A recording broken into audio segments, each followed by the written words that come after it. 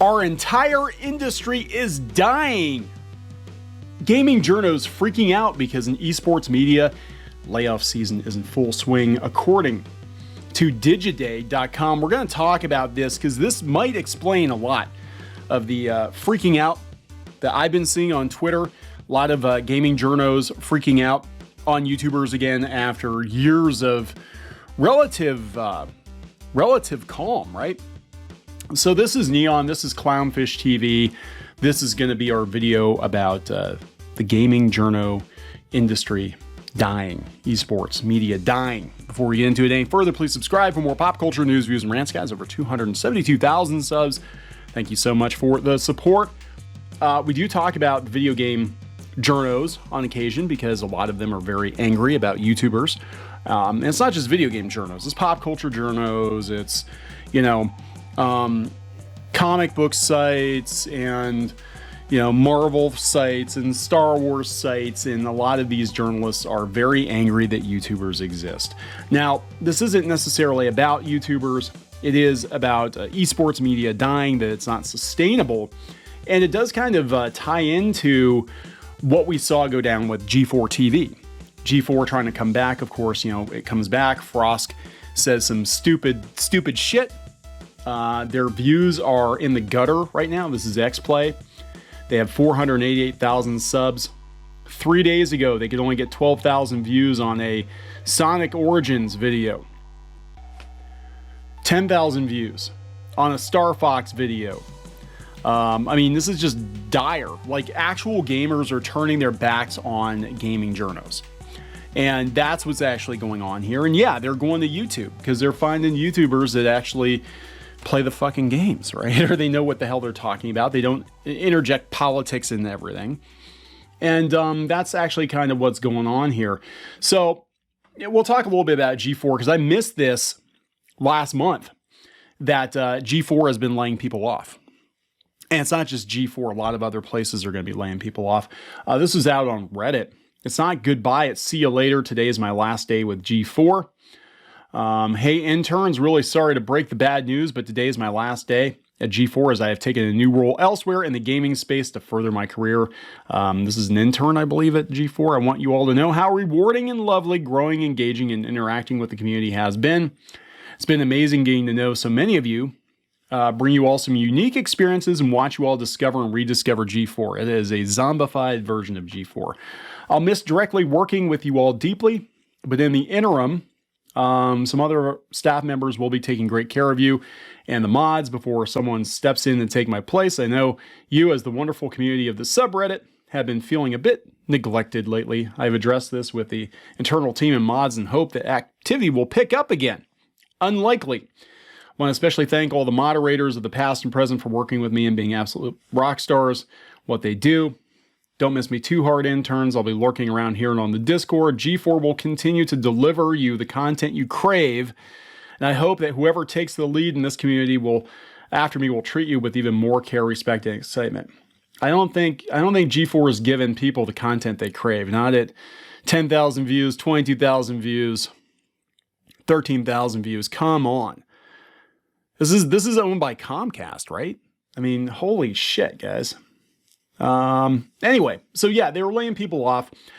This article, though, was posted today, and it sheds a little light on the situation. It says, Endemic's esports media outlets are in the midst of a wave of layoffs that began in the spring and has picked up speed in recent weeks. As established journalistic operations close their doors or pivot to new business models, some industry observers are feeling pessimistic about the long-term viability of esports journalism, at least in its current form. Last week, InVen Global, an endemic journalism operation that has covered esports since 2016, laid off the majority of its editorial staff, citing decreasing traffic and fears of the coming recession. InVen management has said the company will be making pivots to focus more on marketing in the gaming space. A former journalist said, but I have no idea what that will look like. That's up to them. The layoff at InVen Global, the long-running English language division of a Korean gaming site, the layoffs were only the latest in a deluge of similar moves that have rocked the gaming and esports media industry in recent months. In March, endemic news site Upcomer laid off the majority of its editorial staff in favor of a pivot to video. Last week, Game Informer laid off 2 staffers amid a broader round of firings at the publication's parent company, GameStop. On July 11th, the Dallas Morning News decided to sunset its dedicated esports coverage, moving its esports writers to another role. Our entire industry is dying, said Rod Breslau, a longtime esports journalist who helped launch editorial operations at ESPN, Esports, and The Score Esports. Every media outlet is dying. The entire world of journalism is continuing to change. This is why so many of these people are so angry at YouTubers, right? Because this is pathetic. Ninja Turtle, they have a whole, like, look at the studio. Look at this. They've got a whole effing studio with sets and shit, and they're playing Ninja Turtles, which is popular, and 25,000 views. Look at the money you're blowing on the sets. Holy shit. Come on, guys. Come on. You're doing it wrong. The issues plaguing esports media are, to some extent, a microcosm of the broader profitability challenges facing the media. In 2022, the majority of endemic sports publications are supported by venture capitalists. Venture capitalists who anticipate that the demand for esports journalism would match pace with the growth of the esports industry. With a recession on the horizon, cash-strapped journalism operations are a prime target for cost-cutting. You know what? There is a demand for legit gaming news and legit esports journalism. It's just that the majority of these outlets are not giving people legit journalism. They're giving them hot takes and shit. When you put people like Frost in charge, you know, and she comes in with her hot takes and her politics, and she drives away your audience, it's not hard. This is not rocket science. In general, VC sites are kind of tapped out at the moment, said one Invent Global staffer who requested anonymity. I think we're just going to return to how it was before, where esports is sort of a passion project, side work for a smaller site. But for a while, it's not going to be what we've seen before, where it's a 9-to-5 job. It's not going to be what we've seen before, a 9-to-5 job. Gaming journos are going to have to get jobs elsewhere and write about games because they actually enjoy writing about games.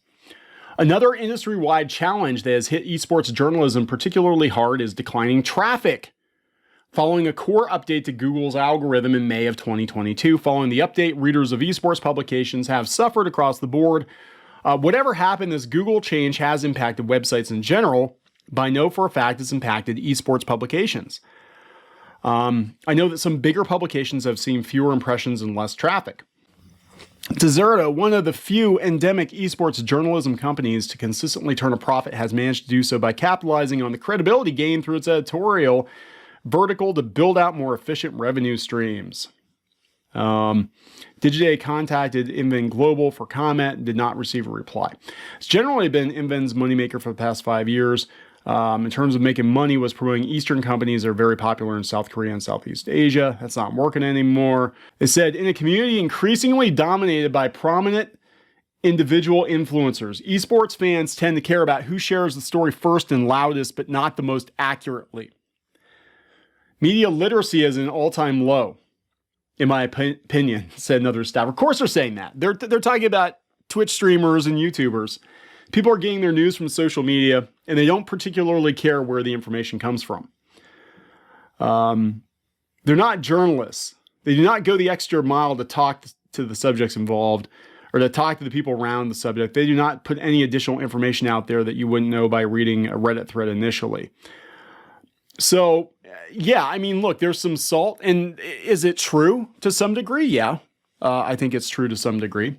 But I think there's a lot of salt that YouTubers and Twitch streamers are eating the lunches of these gaming journo sites. You know, it's not what it used to be. It used to be that, I was just thinking about EGM the other day and how much I loved EGM as a kid. And I used to read it all the time. And, the influence it had on the industry, that was for gamers by gamers. And you don't see a lot of gaming journalists really being about the gamers anymore. A lot of them, they make it very clear that they don't like gamers. They make it clear they don't like the video game industry. They're just kind of putting their time in until they find something else.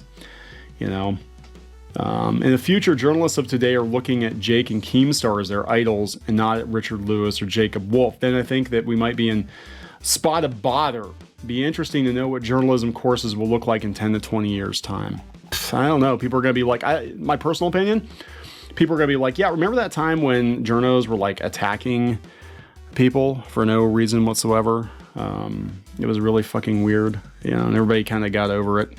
Tom Matheson put out a very long post talking about the loss of esports journalism, and you know, look, I just think that gamers just want gamers' opinions on games, and people that kind of fancy themselves, like, look, again, going back to EGM, those guys were gamers who wanted to create basically a zine. If you look at the early EGM, it was a zine, and they wanted to talk about games because they like games.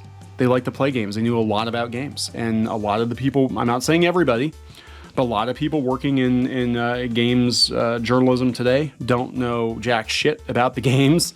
They don't actually play the games, or they have disdain for the industry, and it's palpable. You can feel it. You can feel that they don't like the thing they're talking about. They're just doing it because they have to, because that's what pays the bills. But apparently that's not going to pay the bills for much longer for a lot of these people. Anyway, I'm going to wrap this up. Please subscribe for more pop culture news, views, and rants, and we'll talk later.